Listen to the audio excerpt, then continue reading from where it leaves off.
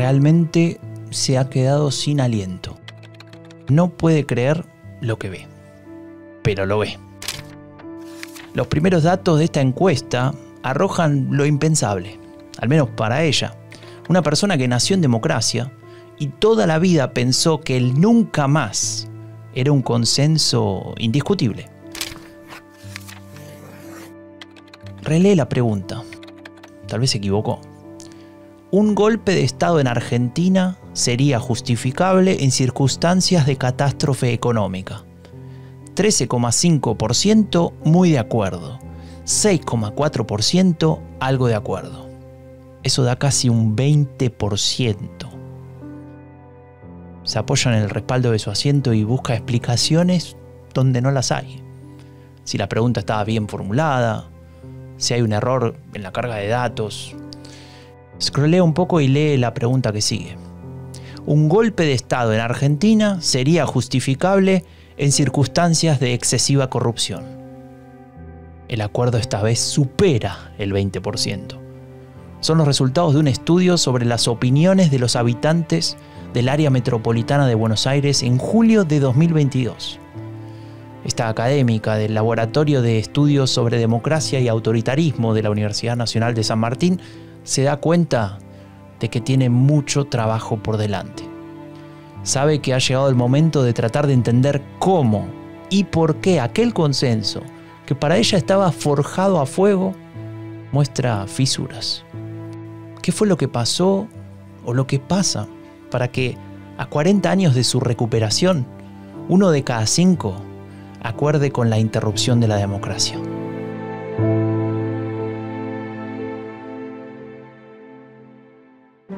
¿Alguna vez te preguntaste de dónde viene la narrativa de Donald Trump? ¿Escuchaste hablar sobre una supuesta decadencia moral de Occidente? ¿Cuál es el poder de los Bolsonaros o los Milei en Latinoamérica? El discurso de la derecha radical tiene raíces profundas. No son solo fuegos artificiales. Son premisas, supuestos y teorías desarrolladas por un conjunto de pensadores desde hace ya varias décadas, los ideólogos de las nuevas derechas. Soy Franco de Ledona y te invito a desvelar la genealogía del pensamiento político de las nuevas derechas, una serie especial de Epidemia Ultra sobre los orígenes del discurso de la derecha radical. Una producción de Rombo Podcast y Anfibia Podcast con el apoyo del Laboratorio de Estudios sobre Democracia y Autoritarismos de la Universidad Nacional de San Martín. Hoy presentamos ¿Puede la democracia ser antidemocrática? Ya casi estoy llegando a la Universidad de San Martín. Hoy voy a visitar a Micaela Cuesta. Ella, además de socióloga y doctora en ciencias sociales, es la coordinadora del Laboratorio de Estudios sobre Democracia y Autoritarismos. Y te preguntarás, ¿qué es lo que hace ese laboratorio? Bueno, te voy a leer directamente lo que dice en su web. Abordar de una manera sistemática los dilemas actuales de la democracia frente a la emergencia de neoautoritarismos. Y ahora me preguntarías, ¿cómo lo hacen? Primero con un equipo interdisciplinario de expertas y expertos. Gente de la sociología, de la filosofía, de la comunicación. Bueno, la lista sigue. Y en segundo lugar, elaboran estudios, analizan resultados de encuestas, desarrollan investigaciones, aplican distintas metodologías y, lo que es aún más importante, piensan y discuten. Piensan y discuten. Todo el día. Y luego escriben, claro. Y ahora me bajo del tren porque ya estoy en la estación Migueletes, en San Martín.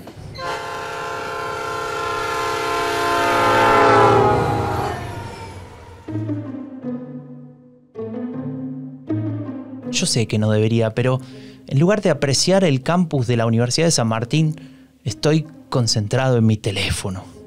Y es que hay tanto material en la web del laboratorio, tantos informes y data interesante. Por ejemplo, la definición de discurso de odio que proponen. Me recuerda muchísimo al pensamiento político de las nuevas derechas que venimos analizando. Escucha. Cualquier tipo de discurso público que busque promover, incitar o legitimar la discriminación, deshumanización y o violencia hacia personas o grupo de ellas en función de cualquier cosa. Veo muy claro cuál va a ser mi primera pregunta para Micaela Cuesta. En vista del debate público actual, especialmente en ese, en el que la derecha radical tiene un rol de cierto protagonismo, ¿podemos decir que el discurso de odio se ha transformado en una herramienta válida de comunicación? Yo creo que los discursos de odio hoy se convirtieron, quizás como sugerís, en una herramienta de comunicación válida, pero no para todos los sectores ni de igual manera en relación a las autopercepciones político-ideológicas. Quizás, efectivamente, quienes se perciben, al menos eso es uno de los resultados de nuestra investigación, quienes se autoperciben como republicanos son quienes mayor predisposición a aprobar o a recircular este tipo de discursos de odio tienen. Y por otro lado, diría, hay una serie de referentes o figuras políticas públicas que están haciendo hoy campaña y que pertenecen a espacios de derecha, inclusive algunos de extrema derecha, para quienes ese tipo de discurso de odio, dado que sus electores, digamos, son receptivos a ese tipo de discursos, suelen utilizarlo con una clara racionalidad, diría, electoralista, o porque de alguna manera ese tipo de discurso es capitalizable en términos electorales.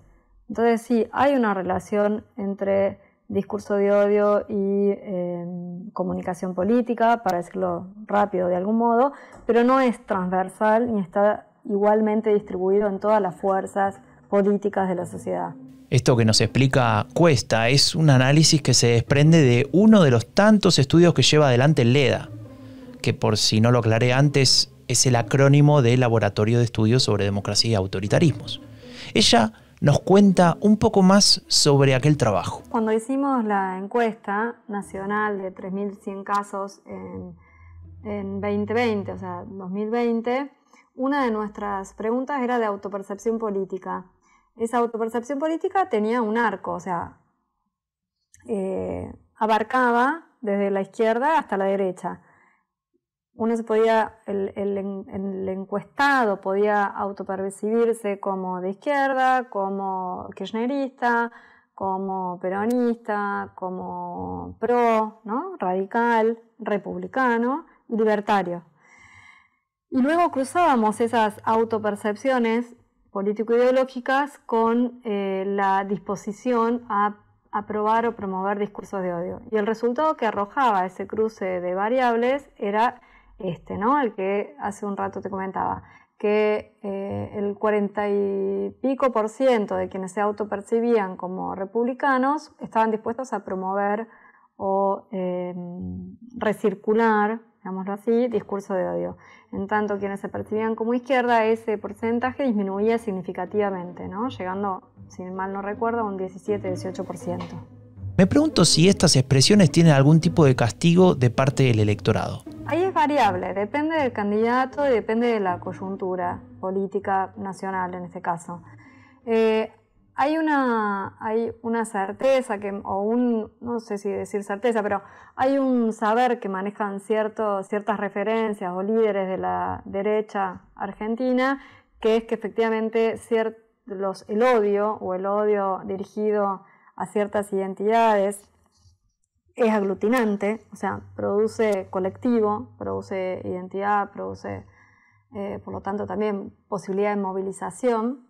Entonces lo utilizan en su favor, pero hay también un límite de hasta dónde se puede llegar con ese odio. Creo que uno de los candidatos de Libertad Avanza, que es Javier Milei, tocó algo de ese límite cuando en una entrevista que duró unas 3 horas con un periodista junto a otro referente de los movimientos sociales, que es Juan Grabois, hablaron de hasta dónde uno tenía derechos en términos individuales y podía, por lo tanto, decidir, por ejemplo, sobre si vender o no su cuerpo ante una situación de pobreza o de miseria, hasta dónde desmembrarse, digámoslo así, hasta dónde existía la posibilidad o el derecho de decidir si alguien podía o tenía que cortarse un brazo para poder realizarle una operación a un hijo, un ejemplo así, ¿no?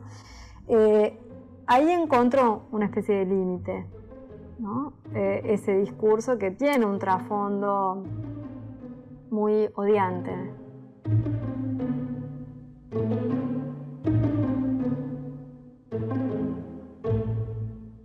El modo en el que los discursos de odio hacen sociedad, ¿no? Los discursos de odio producen un tipo de vínculo con el otro que es el de la negación del otro, ¿no? Más bien, uno podría decir, los discursos de odio son antidemocráticos por principio, en el sentido de que lo que está fallando con los discursos de odio es el reconocimiento del otro como un interlocutor válido, ¿no? Este audio en realidad pertenece a un reel del perfil de Instagram del laboratorio, @leda.unsam. Y la que habla es Lucia Wegelin, que también es coordinadora del LEDA.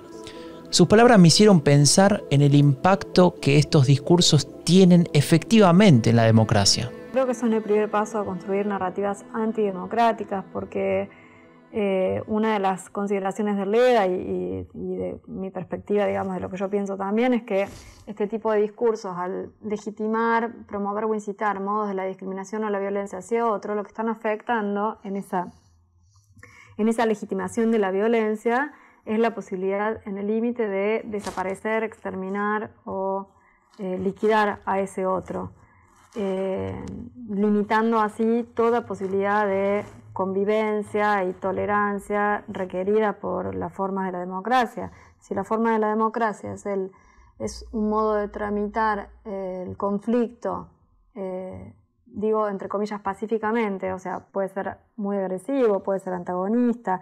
Ahora, cuando uno ya pretende en esa confrontación la desaparición del otro o legitima un modo de agresividad que atente contra la vida de esos otros, eso no se puede considerar desde un punto de vista democrático. Esto me recuerda a lo que leímos sobre Carl Schmitt, ¿te acordás? Aquel intelectual de la Revolución Conservadora que hablaba de la necesidad de ausencia de discursos contradictorios, es decir, en contra del pluralismo. Pero Carl Schmitt pensaba el antagonismo como un modo de la política y una forma de expresión, ¿no? Lo que define la política es exactamente lo que vos decías, ¿no? Es la distinción de un amigo y un enemigo. Ahora, cuando a ese enemigo se lo respeta, decía Carl Schmitt, y ese enemigo es un enemigo público, ¿no? Que no debería estar investido afectivamente como lo están hoy este tipo de discursos. Y cuando ese enemigo no solo se lo confronta, sino que se pretende su eliminación, estamos hablando de una guerra, o sea, son los límites de lo político. O sea, creo que ni siquiera Carl Schmitt, bueno, igual Carl Schmitt es un teórico del nazismo, o sea, o puedes asociárselo con un teórico del nazismo, entonces no lo pondría como un referente de la lógica de la democracia, aunque sí de la política. Pero para pensar en términos de político-democráticos, aún aquellos más radicales, creo yo, deben hacerse en el respeto de la pluralidad de identidades, valores y autopercepciones de vida posible, ¿no? Sin que ninguna de esa pluralidad de valores atente contra la existencia de otro, aún sosteniendo una tensión y ciertos niveles inclusive de agresividad. No estamos pensando en un concepto purista de democracia. Y cuando los proyectos se erigen en función de la eliminación o pretensión de eliminación de un otro, o sea, todo el proyecto se circunscribe a la descarga de odio hacia una alteridad que se identifica como despreciable, confiscatoria, parasitaria, etcétera. Ahí lo que hay es un proyecto de sociedad segregacionista, excluyente, xenófoba, no democrática, quiero decir. Cuesta mencionar una palabra que despliega en mi cerebro otro mapa semántico. Es algo que estuvimos trabajando en un episodio anterior. Cuando dijo segregación, no pude evitar pensar en Richard Spencer y su idea del etnoestado blanco. Pienso en esa cualidad casi indispensable para que esta idea y otras de la alt-right hayan pasado de expresiones absolutamente marginales a convertirse en comunidades activas con capacidades de acción política, e incluso de ejercer la violencia verbal y física. Me refiero al aspecto digital, al uso de Internet. Existieron como distintos momentos de el uso de Internet. y ahí cuando digo uso pienso que hay un supuesto que quizás cerrado a esta altura, que es que pensar que la Internet es neutral, ¿no? Entonces puede ser una herramienta o un instrumento usado para el bien o para el mal, para decirlo rápido.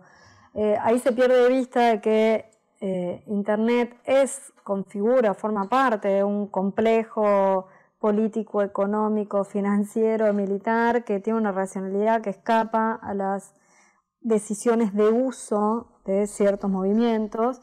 Hay una racionalidad propia de las redes, que ha sido estudiada y que se conoce, que es que contenidos intensos en las redes sociales generan mayor atención por parte de los usuarios y eso se traduce en modos de la rentabilidad. Más rentables. Increíble.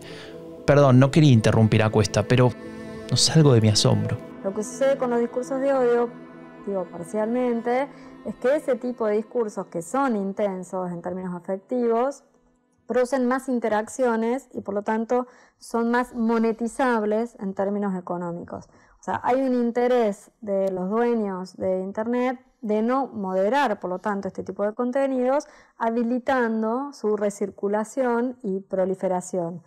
En primer lugar diría eso. Después diría, hay efectivamente discursos que antes eran marginales, como lo de las alt-right o discursos antisemitas, que encontraban entonces un canal de expresión en lo que al comienzo tenía menos usuarios, que es los inicios de Internet. O sea, ya en los inicios de Internet había páginas, por ejemplo, antisemitas. Es un lugar, y fue un lugar desde el inicio, en donde circulaban preferencias, gustos, predisposiciones que tenían algún tipo de censura en lo que antes se conocía como el mundo real, ¿no? Entonces, en el mundo digital, en la Deep Web, sucedían una serie de cosas que no podían suceder en el mundo real. Creo que esa distinción entre el mundo real y el mundo digital se diluye hasta casi volverse inexistente en nuestros días, y lo que ocurre es que muchos de estos modos de la interacción que son rentables para la red y que generan, digamos, que son fácilmente viralizables, que no tienen demasiadas, digamos, censura en el sentido de que no están penados en la mayor parte de los países, habilitan este tipo de enunciados y hacen también que sus contenidos, por lo tanto, al generalizarse, en alguna medida se naturalicen y se vayan legitimando y corriendo, ¿no?, el límite de lo que es decible o no decible en los marcos de una esfera pública, digital, democrática. Y eso los vuelve muy peligrosos porque generan polarizaciones, falsas comunidades, digo falsas entre comillas también porque producen efectos reales esas comunidades. Está relativamente estudiado que también hay ciertos circuitos de Internet que te conducen a formas de radicalización. O sea, uno empieza a ver un contenido, por ejemplo, asociado a la Segunda Guerra Mundial y luego el propio algoritmo te ofrece otro contenido con un tono todavía más sesgado hasta llegar a un contenido directamente con teorías ¿no? Esta es la gran teoría del reemplazo o con formas de reclutamiento inclusive, ¿no? O sea, sitios donde se realizan reclutamientos para realizar ciertas acciones violentas.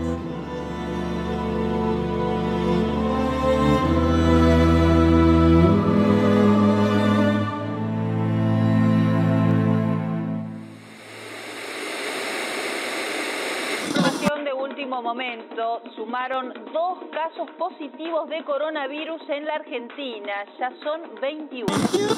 En una nueva fase.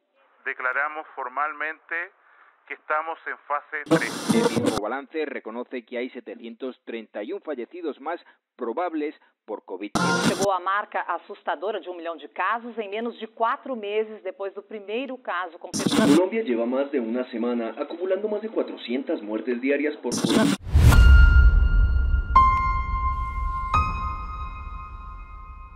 Terrible y a la vez asfixiante.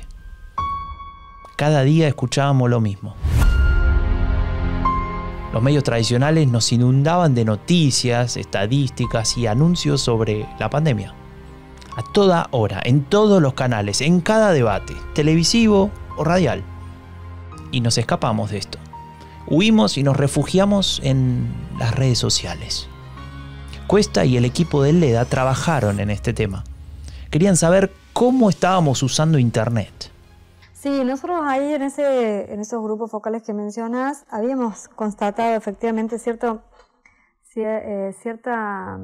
cambio en las formas de los hábitos de información o de consumo de la información por parte de los usuarios después de la pandemia, porque decían que estaban un poco saturados de la sobreexposición a la muerte que existió durante la pandemia a través de los canales abiertos o de aire de la televisión, entonces se refugiaron en las redes sociales.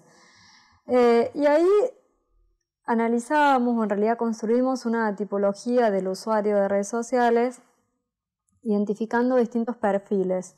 Uno de esos perfiles era el autocomplaciente, ¿no? El que desconfía como punto de partida de la información que recibe, porque todos dicen desconfiar al inicio, cuando se confrontan con la información de las redes sociales, pareciera que la respuesta más espontánea e inmediata es la desconfianza, pero esa desconfianza luego se supera a través de algún mecanismo ideológico para habilitar compartir esos contenidos, ¿no? Difundir o recircularlos. Entonces la primera actitud era esa, la que denominábamos la autocomplaciente, que es la que predomina, me animaría a decir, en las redes sociales, que es aquellos usuarios que desconfían de la información que reciben en un primer momento, pero como esa información, algo del contenido de esa información coincide con los prejuicios de ese usuario, optan por creerle y recircularlo, ¿no? El otro tipo de usuario que encontrábamos era el que chequea, como referías vos, pero es un chequeo que también nos animábamos a llamar tautológico, porque se chequeaba consultando a una fuente alternativa a la que el usuario o la usuaria estaba ya fidelizado. Entonces era un chequeo un poco mentiroso, porque en realidad era circular, o sea, se iba a aquellas fuentes que el usuario ya sabía o no sospechaba, digamos, de su sesgo o de su editorialización, y finalmente terminaba confiando. El sesgo de selección activado. Pero eso no es todo. Hay dos perfiles más para tener en cuenta en esta investigación del LEDA. Otros dos tipos, digamos, de usuarios que tenían una presencia menor en las redes sociales. El primero era el escéptico, que creo que igual la red social tiende a generar esa predisposición escéptica, que se confunde con una especie, o que habilita una suerte de paranoia. Porque el escéptico es el que desconfía de todo sin diferenciar ni jerarquizar. O sea, desconfía de un contenido que puede ser verdadero, tanto o con la misma intensidad con la que desconfía de un contenido que puede ser falso, y atribuye a la publicidad o publicación de este tipo de contenidos intereses o fuerzas que operan tras bambalinas y que tienen alguna intención en que eso circule, pero se queda en la sospecha, ¿no? Permanece y se capta esa sospecha, y por lo tanto se vuelve un público posible para cualquier teoría conspiranoica. Y el que sin duda era el que menos presencia tenía en las redes sociales, el que llamábamos el crítico en un sentido deconstructivo, o sea, aquel que, sospechando de cierta intencionalidad detrás de ciertas noticias, bueno, interroga sus contenidos, los compara, los jerarquiza, consulta más de una fuente y consulta fuentes que tienen distinta ubicación político-ideológica, digamos, en el mapa de medios, etc. Pareciera que usar las redes sociales te convierte en alguien menos crítico. Yo creo que sí, que usar las redes sociales no sé si te va convirtiendo en alguien menos crítico, pero quizás sí más escéptico y más desconfiado, y por lo tanto con mayor predisponibilidad a creer en teorías conspiranoicas, porque el escepticismo, creo, el lado oculto del escepticismo, el creer que no se puede confiar en nadie porque todos tienen intereses que no van a confesar y que van a utilizar todo lo que tengan a mano para manipular la opinión o, no sé, la creencia de esos escépticos, que por lo tanto se vuelven manipulables. O sea, es como un círculo vicioso. Terreno fértil para las teorías conspirativas, como ya hemos visto en otros episodios. Pero vamos a poner atención en una reflexión de Cuesta que es especialmente interesante para entender mejor ese uso de las redes sociales. Hay una cuestión que aparece muy clara en los usuarios de las redes sociales, que es las redes sociales no editorializan, ¿no? Como si no hubiese un propietario de la red social, o como si no hubiese grandes conglomerados de medios que tienen también publicidad paga en la red social y por lo tanto mayor ocupación, digamos, de ese espacio. Hay una creencia entonces en la no manipulación de esa información por un lado, hay una creencia en la relativa inmediatez de esa información, que tiene que ver con esto otro que decíamos, como si todas las opiniones que se vuelcan allí no estuviesen mediadas por ningún interés ni político, ni económico, ni cultural, ni social, y que se expresara como la verdad del individuo. Pero hay también, junto a todo esto, un temor a que esa liberación del tutelaje que se reconoce en la televisión o en los grandes medios concentrados, pudiese liberarse no solo de esos intereses económicos, sino también de la moral. Entonces hay el reconocimiento de un desplazamiento del límite moral de lo que puede ahí ocurrir. O sea, los usuarios de las redes se advierten que ese corrimiento de la moral o de la ética es un peligro también de la red, ¿no? Y lo aceptan en muchos casos, acríticamente.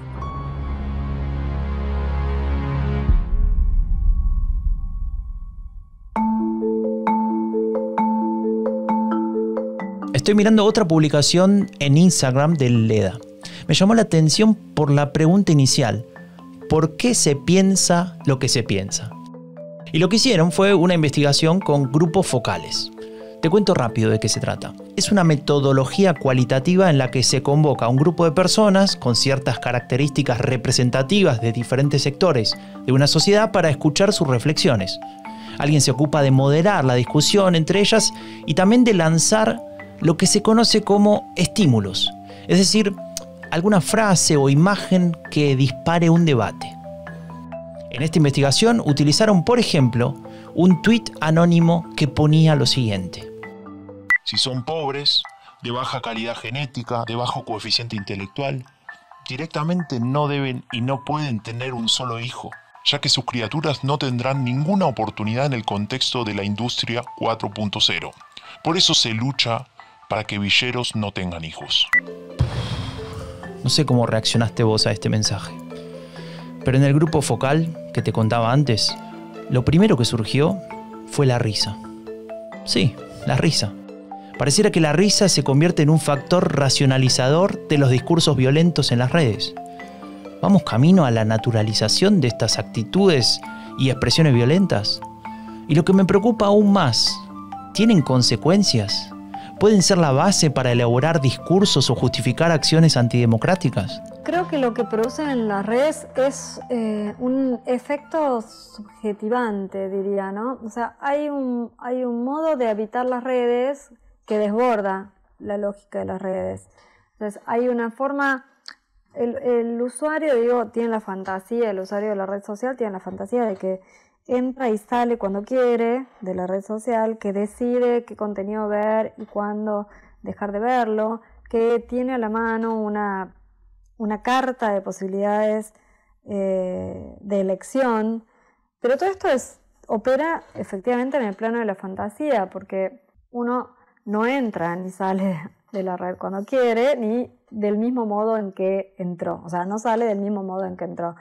Hay ciertas lógicas que operan en las redes sociales que producen efectos en las subjetividades y que tienen, diría, una dimensión performática, en el sentido de que modelan ideologías, conductas, percepciones, sentimientos, afectos.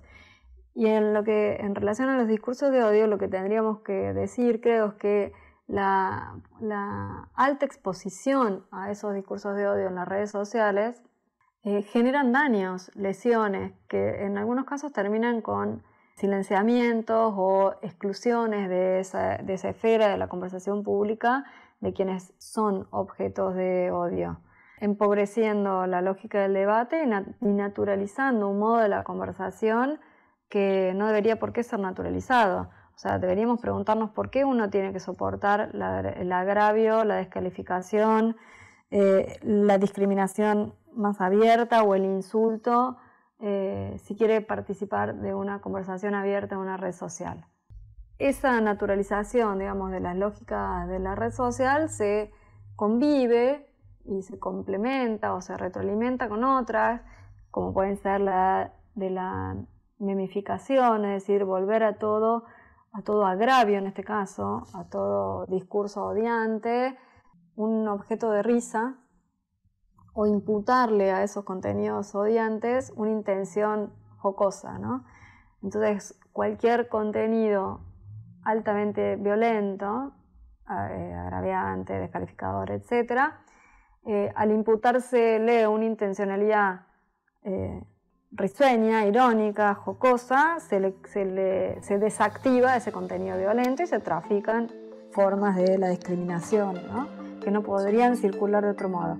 Antes de terminar esta entrevista, Micaela Cuesta, coordinadora del Laboratorio de Estudios sobre Democracia y Autoritarismos, nos regala una reflexión final que posiblemente nos ayuda a terminar de entender la complejidad de este problema.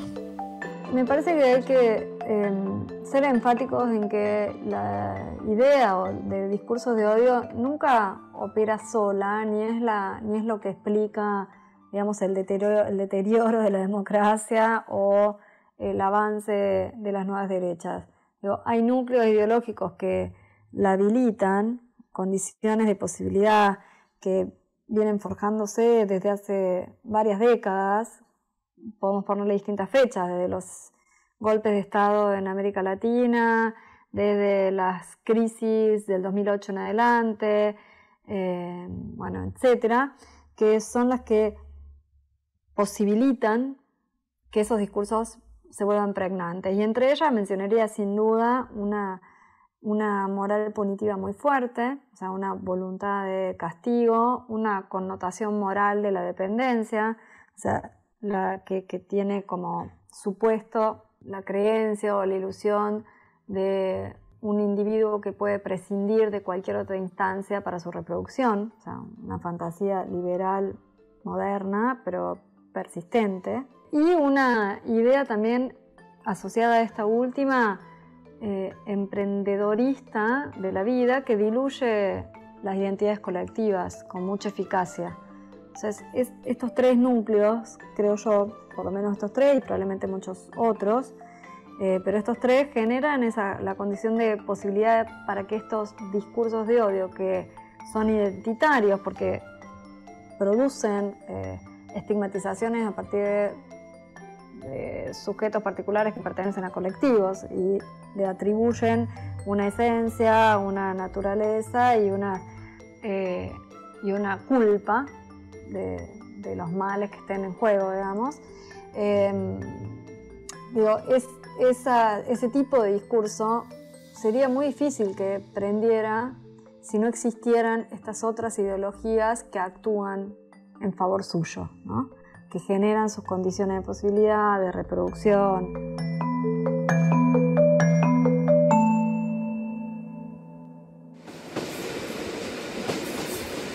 Por suerte viajo sentado a la vuelta, pero tengo esa sensación incómoda, esa que te dice que algo no está bien, que hay un peligro y que los consensos sobre la importancia del diálogo, del respeto y también de la democracia ya no son una obviedad.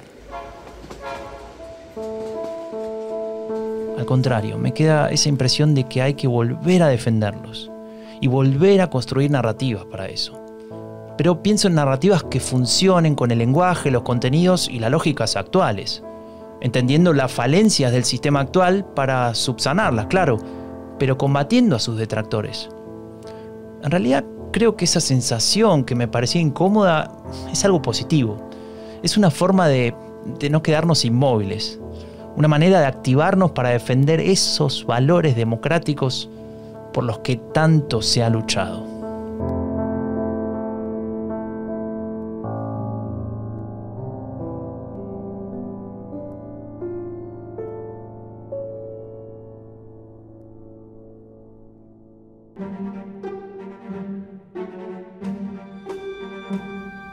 Soy Franco de Ledone y esto fue Genealogía del Pensamiento Político de las Nuevas Derechas, una serie especial de Epidemia Ultra sobre los orígenes del discurso de la derecha radical. Una producción de Rombo Podcast y Anfibia Podcast con el apoyo del Laboratorio de Estudios sobre Democracia y Autoritarismos de la Universidad Nacional de San Martín.